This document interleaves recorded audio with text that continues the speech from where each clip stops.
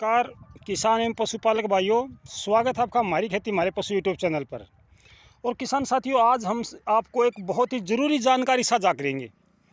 ये जानकारी हम आपको दिखाना चाहते हैं कि ज़मीन का हजमा खराब कैसे होता है।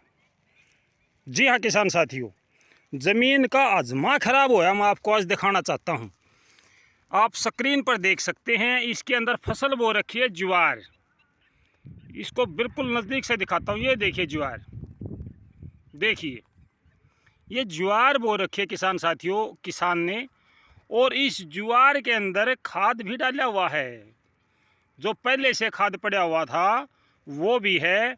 और इसके अलावा किसान ने और भी खाद डाल दिया, आप इसको देख सकते हैं।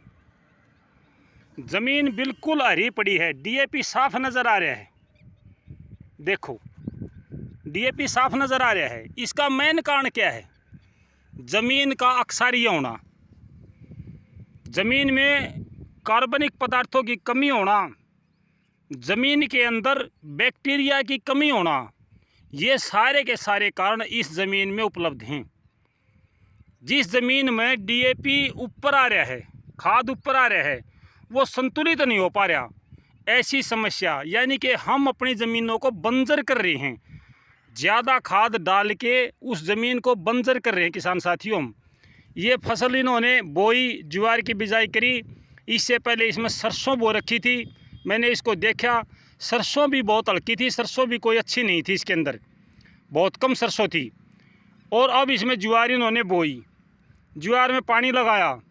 पानी लगने के बाद में इसमें हरापन आया ज़मीन के ऊपर, और ज्वार के पत्ते लगातार सूखने शुरू हो गए। क्योंकि जो ज़्यादा हमने रासायनिक खादों का प्रयोग किया, उस प्रयोग ने ज़मीन के अंदर एक ऐसी परत बना दी जिसके अंदर से पौधा नीचे अपनी जड़ें नहीं ले जा पा रहा है। कठोर सतह हमने बना दी है ज़मीन के नीचे, और इस कठोर सतह की वजह से जो ज़मीन में जड़ें होती हैं पौधे की, वो आसानी से भोजन ग्रहण नहीं कर पा रही हैं। धीरे धीरे ये ज्वार ख़त्म हो जाएगी, यानी कि ये फसल ख़त्म हो जाएगी धीरे धीरे। अब इसमें रासायनिक खादों से हमें कितना लाभ हुआ, ये सोचने वाली बात है। इसमें तो नुकसान हुआ किसान साथियों, लाभ कहाँ हुआ? जब हमारी ज़मीन ज़्यादा रासायनिक खादों से बंजर हो रही है तो हम क्यों डाल रहे हैं? ये हमारी बेवकूफ़ी है। सबसे ज़रूरी है किसान साथियों कि इस महीने में, मई के महीने में, किसान साथी गहरी जुताई करें। जो हमने ज़्यादा रासायनिक खादों की वजह से एक परत बनाई है, वो परत तोड़नी ज़रूरी है। जिस ज़मीन में ये परत बढ़ जाती है उसमें जल धारण करने की क्षमता कम हो जाती है। और जो खाद है, रासायनिक खाद आपके urea, DAP, potash, sulphur, zinc, magnesium, जो भी आप खाद डालते हो वो संतुलित नहीं हो पाते हैं। इसको मैं बार बार बता भी चुका हूँ कि हमारे खादों को बैक्टीरिया जो है वो संतुलित करते हैं। फास्फोरस को फास्फेट में बदलते हैं, नाइट्रोजन को नाइट्रेट में बदलते हैं, तब हमारी फसल उसको लेती है। लेकिन जिस ज़मीन में कार्बनिक पदार्थ कम होते हैं, उस ज़मीन में जीवाणु ख़त्म हो जाते हैं। और ये जीवाणु ख़त्म होने से जो हमारे खाद हम डालते हैं अपनी फसलों में, वो खाद संतुलित नहीं होते, जिससे पौधे को भोजन ही नहीं मिलता। जब पौधे को भोजन ही नहीं मिलेगा तो क्या फ़ायदा है? खाद डालो ना डालो बराबर है।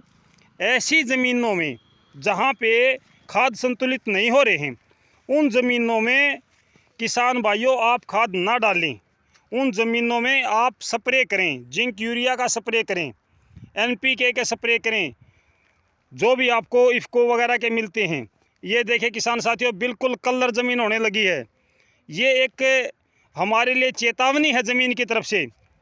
किसान भाइयों, सुधरने का मौका है। अगर हम सुधर जाते हैं तो अपनी ज़मीन को बचा सकते हैं। अगर हम नहीं सुधरे तो वो दिन दूर नहीं है जब पूरी की पूरी ज़मीन बंजर हो जाएगी। मैं आपको दिखाना चाहता हूँ, ये देखिए किसान साथियों, इस ज़मीन में हरापन है, इस ज़मीन में हरापन है। आप देखो इसको, ये डीएपी का खाद का हरापन है। खाद की वजह से ये हरापन आया हुआ है और कुछ नहीं है। खाद पड़ा इस ज़मीन में लेकिन फसल नहीं होती। हम खाद डाल रहे हैं और फसल नहीं हो रही। आप देखिए इसमें कलर पड़ी है ज़मीन, सारी की सारी ज़मीन कलर पड़ी है बिल्कुल। देखिए, इसमें ज्वार की बिजाई करी थी, कहीं कहीं पौधे उगे, फिर पानी लगा दिया। पानी लगाने के बाद में ज्वार ख़त्म होगी, अक्सारियापन ऊपर आ गया।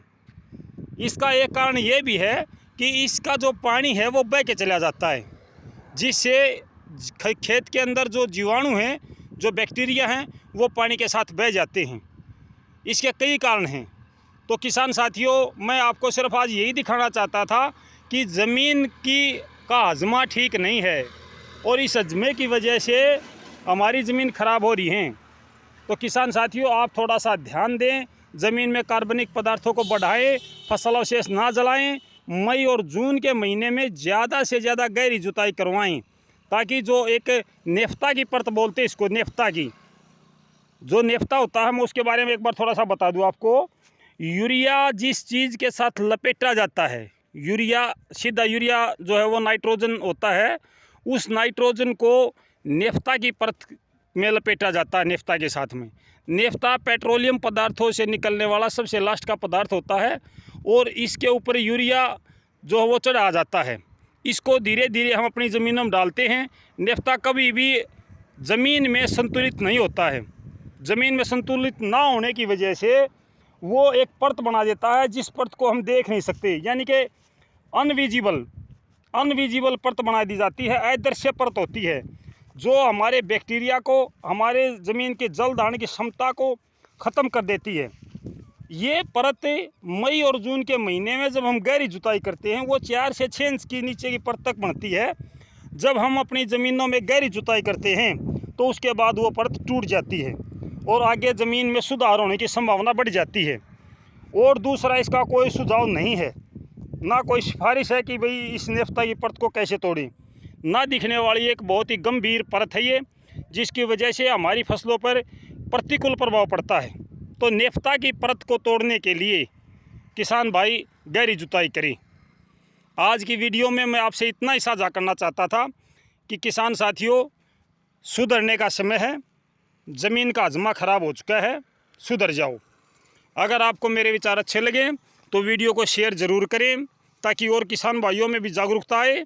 नमस्कार, जय हिंद।